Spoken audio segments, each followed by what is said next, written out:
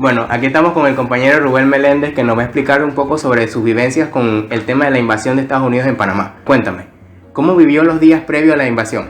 Al 20 de diciembre de 1989 hubo mucha zozobra en el país. Estábamos bajo la dictadura del general Manuel Antonio Noriega. La gente tenía mucho miedo. Los únicos que estaban bien eran los que eran seguidores o pertenecían al gobierno de él. La verdad fue terrible. El país estaba en total caos y necesitaba en realidad una intervención. Cuando inició esta invasión, ¿en dónde usted se encontraba?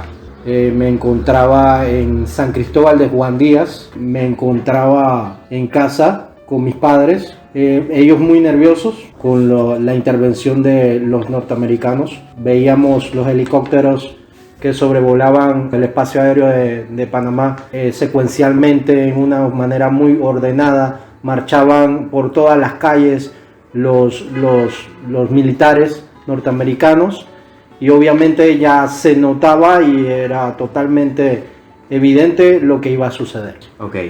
Y bueno, los días 20, 21 y 22 de diciembre de 1989, ¿cómo ustedes se sentían esos días? El 20 de diciembre fue un día de mucho nerviosismo, no solo en mi casa, sino en todo el país. Vimos situaciones muy terribles a través de nuestras ventanas. Hubo un momento, yo era muy hiperactivo, hubo un momento que unas amistades me llamaron y estaban en un pick-up. Yo me monté en el pick-up y fui a aventurar y a ver qué sucedía. Mi madre, inclusive mi madre, se puso muy nerviosa, me dijo que no saliera, pero yo salí de todas maneras. Vi situaciones terribles, escuché balas por todos lados, todo tipo de armamento, bombazos, de todo absolutamente. Vi gente muerta en el camino. Trataba, como no iba adelante en el pick-up, trataba de ir acostado toda la trayectoria, pero de vez en cuando me asomaba. Vi gente saqueando, vi inclusive gente común y corriente con armamento, o sea, que se encontraban, no sé, de todo, absolutamente hasta granadas, de todo tipo de armas modernas de esa época. Vi gente amenazando a otros. La verdad fue terrible y nunca voy a olvidar esos momentos. La siguiente pregunta, ¿usted cree que la invasión fue justificada? O sea, ¿fue un acto justificado? ¿Y por qué? La verdad, la invasión tiene tanto culpa a Manuel Antonio Noriega y el gobierno de aquella época, como también tiene culpa los mismos Estados Unidos, porque los Estados Unidos habían reclutado a Manuel Antonio Noriega como agente de la CIA, y ellos hicieron y formaron el monstruo que fue posteriormente. Mató a muchas personas, hizo desastre totalmente. La verdad, era alguien muy malo en el país, de los dictadores más malos que han existido. Estados Unidos tuvo la culpa, como se percató que todo se le había salido de las manos. Probaron nuevo armamento. Si más no me equivoco, para esos tiempos estaban los helicópteros Cobra recién saliditos, y lo probaron en mi país.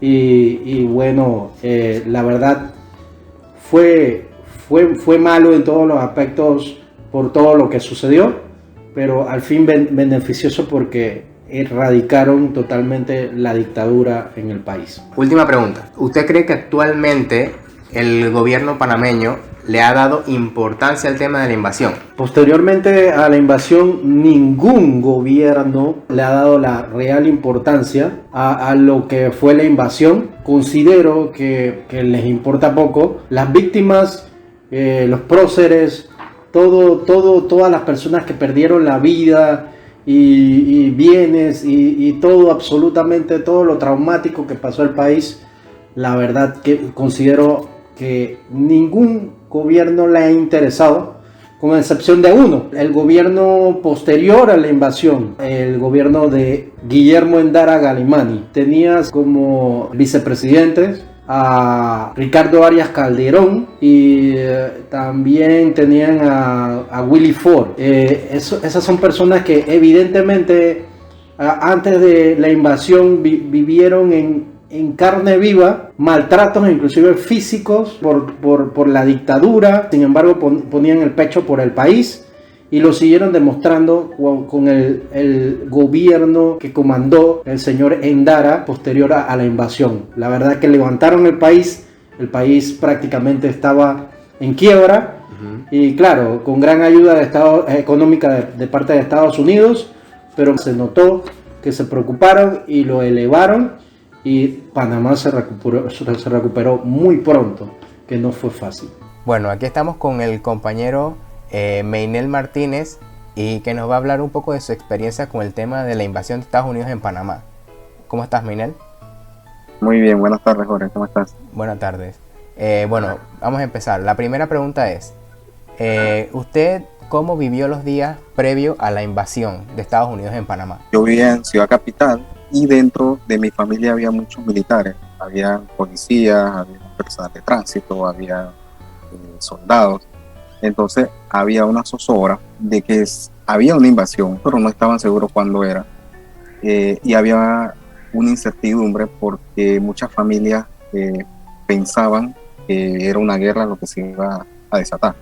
Pero todo el mundo nos decía, bueno, tranquilo, que eso no va a pasar, que solamente se quiere llevar al dictador, y bueno.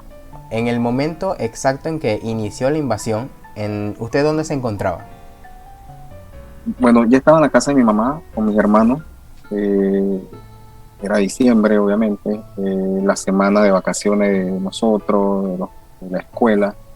Y estábamos en casa toda mi familia, como uno en su casa, pues, porque había esa incertidumbre, ya te digo. Y mucha gente no se atrevía a salir, estaba en la casa aguardando. Sabemos que la invasión fue el 20 de diciembre, inició el 20 de diciembre. Usted, durante el día 20, el 21 y el 22, ¿cómo vivió esos días? ¿Cómo se sintió durante esos días? Había toque de queda. Había robos, saqueos. Después del 20, el 21, mucho asesinato. Muchas pandillas se formaron para saquear los comercios.